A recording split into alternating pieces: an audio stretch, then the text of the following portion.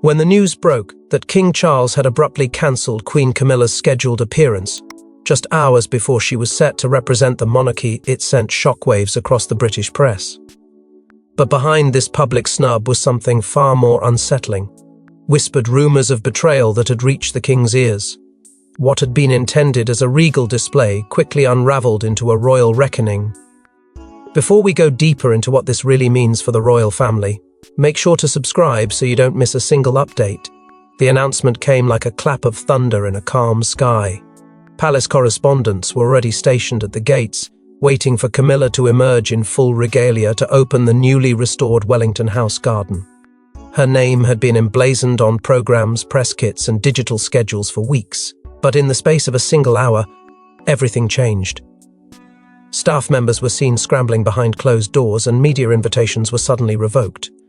A royal aide emerged with a hastily printed statement. Due to unforeseen personal circumstances, Her Majesty would not be in attendance. But those closest to the crown recognized something far more calculated in the decision. This was not an emergency. It was an intentional freeze-out. What followed only deepened the mystery. Photographers, tipped off in advance, captured Camilla leaving Clarence House in a state of visible emotional distress. Her car windows, usually tinted to shield her from the public, were notably down. Her eyes, once composed and commanding, seemed shaken. Just 20 minutes prior, palace staff had reportedly removed her name from official briefing materials. All signage bearing the Queen Consort's emblem was stripped from the event site, and questions about her absence were met with terse silence. Something had clearly detonated behind palace walls, and the public could sense the tremors. Back inside Buckingham Palace, the atmosphere was said to be frigid.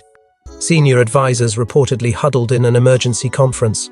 Some whispered that a classified envelope had landed in the king's hands earlier that morning, containing information so sensitive that only a handful of aides were allowed in the room when he opened it. That envelope, according to insiders, carried allegations that had been bubbling beneath the surface for weeks, and now without hesitation the king was acting upon them. The timing of the cancellation, just hours before a high-profile engagement, was no coincidence. It was a deliberate, unmistakable signal. Royal watchers were quick to pick up on the tone of the palace's statement. Unlike previous absences due to illness or scheduling conflicts, there was no warm phrasing, no softening of language. The statement was cold, blunt, detached. It read like a quiet indictment. Meanwhile, speculation ignited like wildfire across social media and tabloids. Was Camilla unwell, or was there something darker afoot? Did this involve family politics, or was it a deeply personal betrayal? Insiders hinted at the latter. The phrase "confidential report" began circulating among those familiar with royal protocol. Whispers of a private investigation and a breach of trust filtered out slowly, methodically, almost as if someone within the palace wanted them to. A deliberate leak, perhaps, or a warning shot to all those watching. But to understand why the king took such drastic public action, we must return to the days leading up to this chaos, when whispers of betrayal first began to echo through the palace halls. For weeks, something had been building: quiet mentions in the press, nervous glances among royal staff, and silenced conversations behind heavy palace doors. The whispers all pointed to one unthinkable possibility: that Queen Camilla had grown too close to a foreign advisor during her overseas engagements. And the source of the rumours? Someone disturbingly close to the king. The first crack in the palace protective walls came in the form of a discreet envelope, no royal seal, no return address, delivered quietly to Sandringham and placed directly into the hands of a trusted but aging private secretary. The contents were simple, just a letter typed in a formal, almost bureaucratic tone. But the implications were devastating. It alleged a series of undisclosed meetings involving Queen Camilla and a foreign diplomat known for his ties to controversial international deals. The language was cold, clinical, but the accusations were clear. The timing of its arrival just days before Camilla's high-profile speaking tour was no accident. Someone wanted this read, not buried. At first, the letter was dismissed as paranoia, perhaps even political sabotage. But then came the corroboration. Quietly, the king's most senior security officer began cross-referencing Camilla's international trips. What he found wasn't mere coincidence. Repeated instances of extended stays abroad, particularly in Geneva and Vienna, stood out. These visits had always been explained as part of Camilla's philanthropic commitments. But digging deeper revealed carefully concealed gaps in her security coverage hours where her movements were undocumented. Flights booked through secondary channels. Hotels where royal staff were notably absent. It wasn't just irregular, it was intentional. A senior courtier, long regarded as fiercely loyal to Charles, raised the alarm. He flagged anomalies in Camilla's itineraries, unusual layovers, unnecessary rerouting, and off-the-record dinners. His report landed on Charles's desk late one Friday evening, and within hours, all palace movement around Camilla's upcoming trip was frozen. Officially, it was for review. Unofficially, it was the beginning of a covert operation within the royal household. Then came the damning footage, grainy, distant, but unmistakable. Security cameras from a private car service captured Camilla being dropped off at a secluded estate outside Lucerne, Switzerland, on 3 separate occasions. The same man, dark-suited and familiar, arrived minutes later. They spoke for hours behind drawn blinds. Not once was a palace staff member present. The estate, according to internal sources, was leased by a company owned by the Envoy's family. That connection triggered a full-blown security escalation. In the middle of this mounting storm, a longtime royal aide abruptly resigned. No public statement, no farewell, just a quiet exit and a final cryptic message to a friend in the media. Some things I was asked to overlook went too far. It was that message shared privately and then leaked that confirmed suspicions already boiling beneath the surface. Whatever was happening wasn't speculation, it was real, and it was unraveling fast. With tensions rising, the king authorized his most trusted security detail to launch a silent internal probe.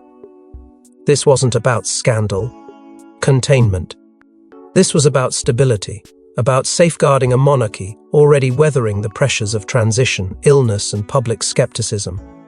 The probe operated under the radar, gathering evidence, isolating leaks, and tracking the Queen's digital communications. What they found would later be described by insiders as undeniable. But what investigators uncovered wasn't just hearsay, it was something tangible enough to push the king to act. Something that would threaten the monarchy's stability from within. What began as a philanthropic mission in Switzerland spiraled into something far more personal and far more dangerous. Queen Camilla's interactions with a powerful international diplomat became the focus of an internal royal inquiry. What exactly transpired behind closed hotel doors? And why did Camilla repeatedly evade her official security detail?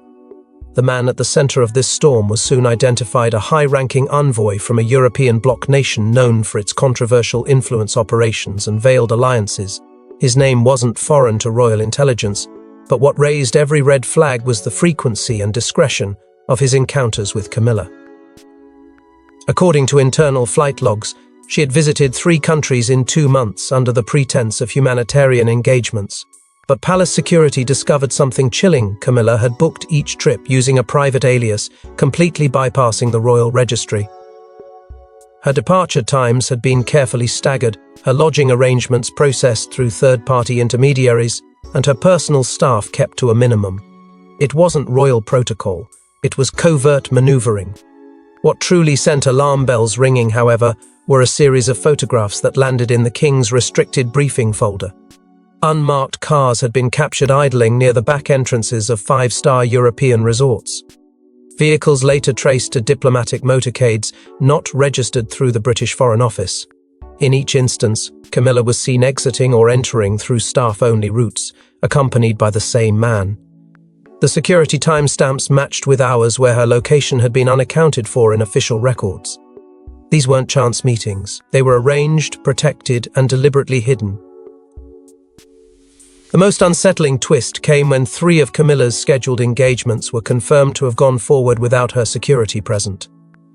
When questioned, the Queen's private office claimed it was a logistical oversight. But security chiefs weren't convinced.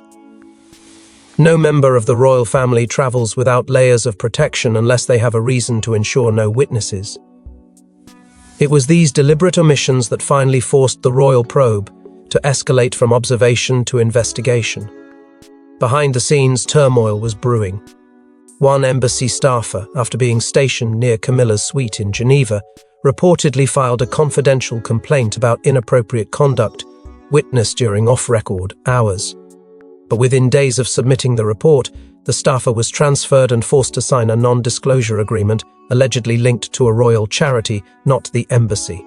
Sources later claimed Camilla's inner circle had moved swiftly to silence any threats, leveraging influence, reputation, and financial persuasion to bury what was seen.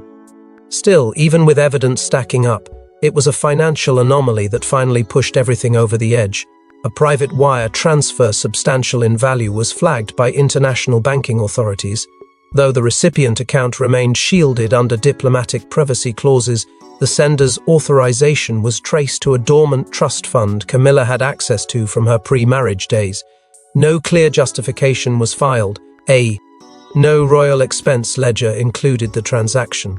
To the king's inner circle, this was no longer about suspicion, it was about liability. And while the meetings themselves raised red flags, it was what Camilla brought back with her to the palace that led to irreversible consequences. Inside a discreet velvet-lined box hidden in Camilla's luggage was an heirloom necklace, one not traced to the royal collection. Its origin, its symbolism, and the man who gave it to her would unravel the trust between monarch and queen. When palace archivists couldn't identify it, Charles asked the question no husband ever wants to ask. It was a routine inspection by royal customs that uncovered the box. Tucked beneath travel documents and ceremonial accessories, the velvet pouch stood out for its deliberate concealment. The necklace inside was unlike anything within the known royal archives, an intricate design of emerald and obsidian stones, with an unfamiliar insignia etched into the pendant's clasp. Initial assumptions pointed to a historical piece, perhaps loaned or gifted during Camilla's diplomatic engagements. But upon closer scrutiny, a darker truth emerged.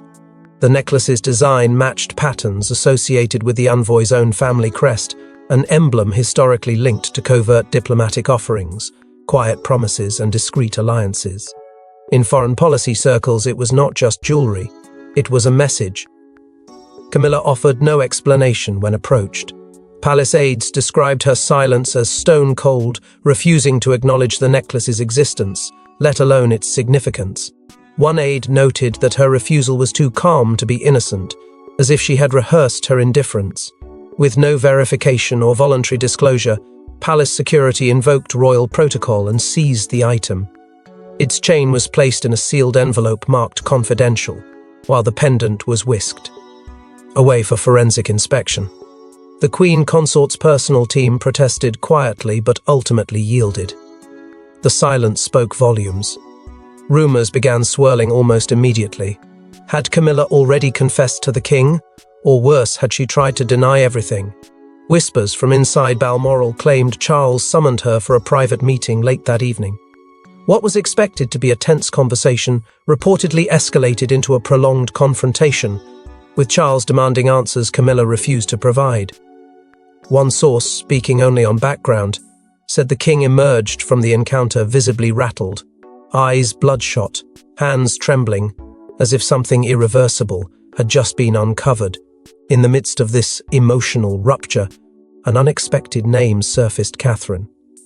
Palace watchers noticed the Princess of Wales was quietly called to Clarence House the following morning. Officially, it was a routine advisory briefing. But insiders knew better. Catherine's growing influence within the inner workings of the monarchy had become undeniable. Her presence in that moment signaled more than support. It hinted at preparation. Charles was leaning on someone he could trust implicitly, and that trust, increasingly, was no longer resting in his own spouse.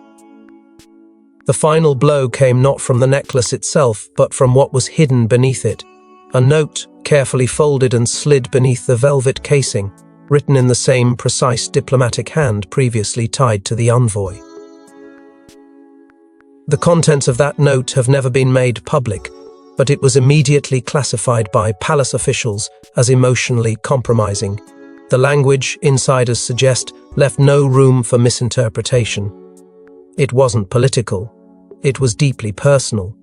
But even before the king could confront her publicly, Camilla made one final misstep, a call overheard and recorded that shattered what little trust remained. The palace doesn't tolerate surveillance except when betrayal is suspected. When a royal staffer accidentally intercepted a private call from Camilla's quarters, it confirmed what many feared. Her words weren't neutral. Her tone wasn't defensive. They were intimate, suggestive, and worst of all intended for someone not wearing a crown. The discovery was purely accidental, or so it seemed. A junior member of the palace communications team had been tracing interference on the private lines reserved for senior royals. What should have been a mundane task turned into a silent emergency when one of the encrypted channels lit up with unauthorized activity. The call was traced to Camilla's suite, but what truly triggered alarm was that the signal was bouncing through an unregistered device, a burner phone, unknown to official palace inventory. Protocol dictated the team notify their superior. What they didn't expect was to be ordered to record and log the call under the highest level of discretion. What followed shook the walls of the monarchy. Camilla's voice was unmistakable, low, calm, and chillingly intimate. And though the man on the other end was never named, it was how she referred to him that sealed the matter. She called him by a private nickname, one that matched entries in the foreign envoy's own digital correspondence, previously acquired during the security probe. But it wasn't just the use of a nickname, it was the tone behind the words. In the most damning moment of the call, Camilla was heard saying, "He doesn't look at me the way you do." The implication was unambiguous, and the heartbreak behind that sentence shattered more than just decorum. It shattered the fragile framework of trust the king had been trying to hold together. When Charles was handed the transcript, he reportedly went pale. But when he heard the recording itself, something inside him broke. He was in the middle of a private council session when the briefing reached him. Without a word, he stood up and left the chamber, leaving stunned advisors and senior royals behind. It wasn't anger at first, it was disbelief. Disbelief that after everything he had endured, everything he had protected, the betrayal would be so personal, so intentional, and so carelessly voiced. Within hours, the royal inner circle narrowed. Princess Anne and Prince Edward were summoned to the king's private study at Windsor. The doors were locked, the curtains drawn. There would be no press leak this time, only urgent deliberation about the monarchy's next move. For Charles, the dilemma was no longer about image or protocol. It was about integrity and survival. Sources close to the royal household say Anne urged swift and quiet containment, while Edward warned of a constitutional risk if Camilla remained active in public engagements during the investigation. For the first time in decades, Charles listened not as a husband, but as a sovereign on the verge of crisis. What followed was swift. Without further inquiry, Charles gave the command, "Cancel Camilla's next appearance. Do it quietly, do it immediately. No need for an excuse. Let the silence speak." Within moments, her calendar was cleared, logistics pulled. Briefings halted. The machinery of the monarchy shifted without her in it, and the world would soon notice. With public attention now heightened and the king's patience exhausted, a swift and silent operation was initiated to remove Camilla from key palace operations, codenamed Operation Clarion by inner palace officials. The plan was executed with clinical precision. Staff were reassigned, communications blocked, schedules rewritten. Queen Camilla found herself effectively isolated within her own home, without ever being formally stripped of title. This wasn't just damage control. It was quiet warfare. The order came down not through public decree, but through a series of sealed documents signed under royal authority and distributed to only the highest-ranking aides. Charles had decided. In the aftermath of the intercepted call, he moved not as a betrayed husband, but as a calculating sovereign determined to protect the crown at all costs. At the center of this covert operation was a temporary yet sweeping suspension of Camilla's private council rights, a move that, while technically reversible, carried the unmistakable message that her influence had been revoked. From that moment on, no briefings, no access, and no decisions involving the monarchy's future would pass through her hands. Royal aides, once loyal to Camilla's domestic team, were quietly reassigned. Several were moved to Clarence House without explanation, while others found their security clearances downgraded overnight. Inside the palace, key locks were changed, schedules erased, and internal memos rerouted. One senior courtier described the atmosphere as ice cold, like working inside a courtroom before a verdict no one wants to deliver. It wasn't just restructuring, it was deliberate erasure. Charles, ever methodical in moments of emotional upheaval, turned to the only person whose judgment remained unshaken, his sister. Princess Anne, already viewed as a pillar of royal resilience, was instructed to assume Camilla's ceremonial duties effective immediately. She didn't argue. She simply accepted, knowing that her quiet presence would lend legitimacy to the king's actions without escalating scandal. Within days, Anne's public calendar tripled in size. Her name appeared on briefings previously reserved for the Queen Consort. Behind palace doors, everyone understood what that meant, even if no one dared say it aloud. But it wasn't just Anne stepping forward. In the background, another figure was being positioned with equal care. Catherine, the Princess of Wales, already admired by the public and respected by the institution, was called into a private session with senior advisors. There she was briefed on what palace insiders referred to as the transition protocols, a confidential contingency plan designed not for abdication, but for quiet succession of public responsibilities. Catherine's role was no longer ceremonial, it was strategic. Meanwhile, legal teams began revisiting every document Camilla had signed, every engagement she had overseen, and every grant she had approved. The concern wasn't legal exposure, it was institutional compromise. Could any of her decisions now be considered biased, conflicted, or worse, invalid? This silent audit, paired with the erasure of her influence, signaled a monarchy in self-defense mode. The aim wasn't retaliation, it was preservation. Staff, caught between whispered instructions and sudden changes, began speaking in hushed tones about the irreversible nature of what they were witnessing. Camilla hadn't been deposed, but she had been politically erased. And though the public hadn't yet grasped the full extent of the shift, the internal transformation was complete. Camilla's absence had become structural. Her silence was now enforced. But while the palace orchestrated this quiet removal, it was the public's reaction and the sudden disappearance of Camilla that intensified the storm. She was meant to speak at a royal garden unveiling. Instead, her chair sat empty. No statement, no apology, no explanation. As news of the cancellation spread, so did speculation. Camilla fallen ill, or had something darker taken place behind palace walls? The media frenzy was immediate and unforgiving. By midday, the absence was no longer a quiet retreat, it was a public scandal. Across social media, hashtags erupted with alarm. Speed. Hashtag Where is Camilla began trending within an hour, joined by hashtag Royal Silence and hashtag Garden Gate. Theories flooded the internet, that she had collapsed, that she had fled the country, that the king had banished her to a countryside retreat in a fit of rage. The truth, of course, was still hidden, carefully tucked behind centuries of palace protocol and ironclad non-disclosures. But the public didn't wait for confirmation. They filled the void with their own narratives, some farcical, some dangerously close to the truth. Reporters stationed at Clarence House and Highgrove claimed to have seen blacked-out cars exiting in the early hours.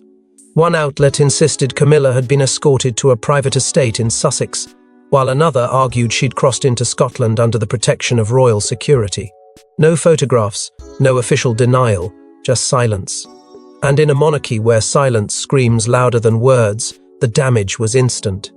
A former palace employee, anonymously quoted in a late-night broadcast, claimed the Queen Consort was under involuntary seclusion and had been relieved of all direct access to royal operations.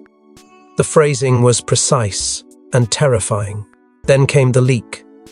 Footage blurred, shaky, and clearly taken in haste surfaced, showing members of Camilla's security detail loading luggage into unmarked vehicles. While no faces were visible, The voice in the background unmistakably identified the location as the rear staff entrance of Clarence House. Within minutes, it was dissected frame by royal analysts online. Camilla's embroidered crest, her dog's travel carrier, a staff member rumored to have served her for over a decade. It was all there. Quiet confirmation without a single official word spoken. But it didn't end with luggage. Tabloids, emboldened by the silence from Buckingham Palace, began printing the unthinkable. Reports of the affair, details of the foreign envoy, quotes from unnamed diplomats who claimed to have seen the tension firsthand. Photos of Camilla's past overseas trips were republished and relabeled, this time under scandalous headlines and provocative questions. Was this just about one betrayal, or had the Queen Consort become a liability to the Crown itself? Public opinion, once skeptical but largely forgiving, turned vicious. A YouGov poll released the next morning showed an unprecedented drop in support for Camilla. For the first time since her marriage to Charles, the public viewed her as more of a threat than a stabilizer. Even loyal media outlets began to distance themselves, with one editorial stating plainly, "Her absence speaks volumes and none of it bodes well for the monarchy." Yet, in the midst of the chaos, it was one unlikely royal who broke the silence, and what she revealed left the nation speechless. Princess Anne had remained silent until now. In an unplanned, off-the-cuff moment during a charity speech, she veered from her prepared remarks and referenced the consequences of misplaced trust. Her voice trembled. The froze. And in that moment, every word she spoke peeled back the curtain on the monarchy's greatest internal fracture. What was meant to be a routine address turned into a seismic rupture.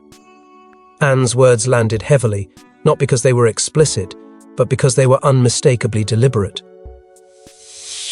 She said slowly, does not forgive betrayal of duty, especially when it comes not from the young, but from those crowned late. The phrase rippled through the audience like a shockwave. There was no mistaking the target, no one coughed, no one moved. The silence itself became confirmation.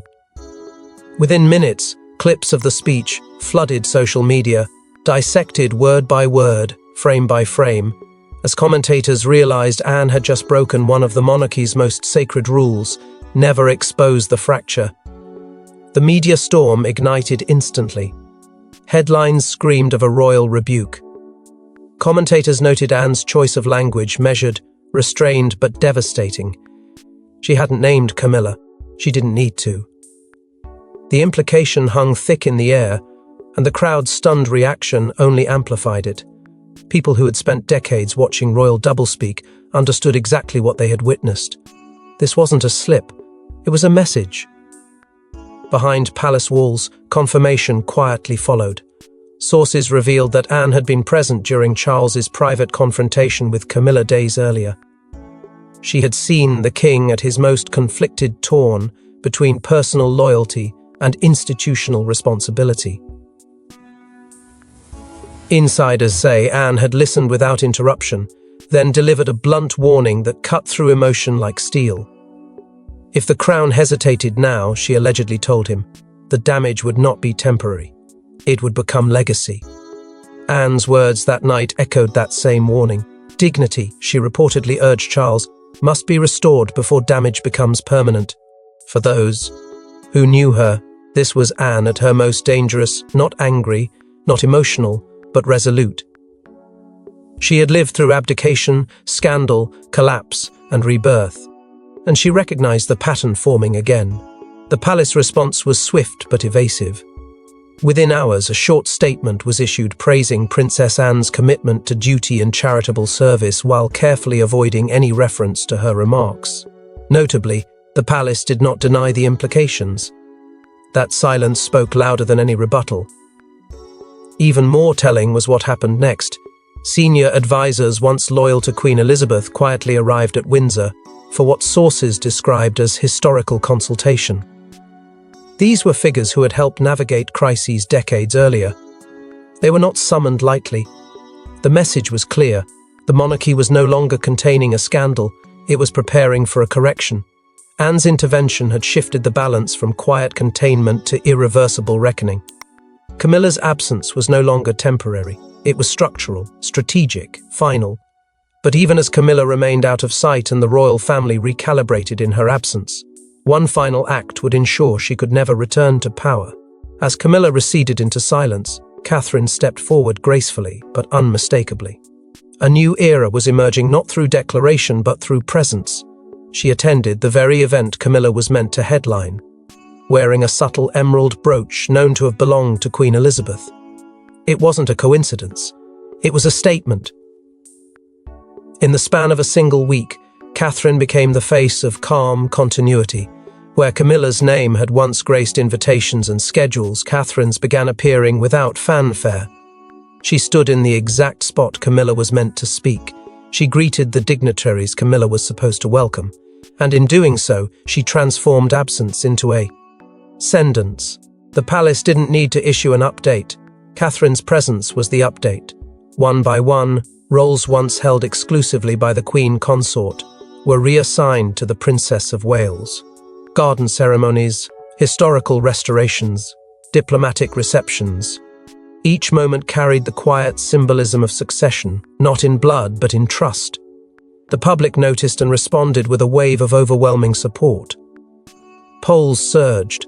Commentators who had once hedged their praise began calling her the new heart of the monarchy. Headlines shifted tone, hailing her composure and describing her as the royal family's quiet anchor. For a country exhausted by scandal and speculation, Catherine was seen not just as a stabilizer, but as a rightful figure of leadership. She represented endurance without drama, strength without spectacle. Even Prince William, often private in times of institutional turbulence, stepped into the spotlight with deliberate purpose. In a rare public speech delivered at a veterans' memorial, he spoke only briefly of family, but his words were razor-sharp. Integrity and loyalty above all, he said, not just to each other but to the duty that binds us. The line wasn't aimed at his wife. It was aimed at the silence left behind, a silence that now spoke volumes about betrayal, trust, and quiet succession. Behind palace doors, the shift was equally profound. Sources confirmed that aides once dedicated to Camilla were now taking direction from Catherine. It was a subtle reorganization, not announced through official channels but confirmed by every logistic and movement. Catherine had become the default point of coordination for royal engagements. When international diplomats sent advance teams, it was her office they contacted. When national charities sought patronage, it was her calendar they requested. No fanfare, just forward motion. Charles notably made no formal statement regarding Camilla, not one sentence, not even a hint of a prepared explanation. In the monarchy, silence can be the sharpest blade. His refusal to defend her publicly wasn't a lapse, it was a verdict. For those inside the royal machine, it marked the point of no return.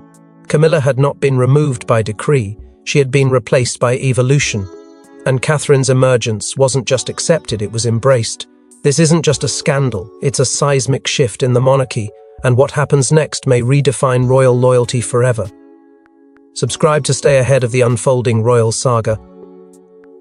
Thanks for watching. Please don't forget to like and subscribe, and we will see you in next one.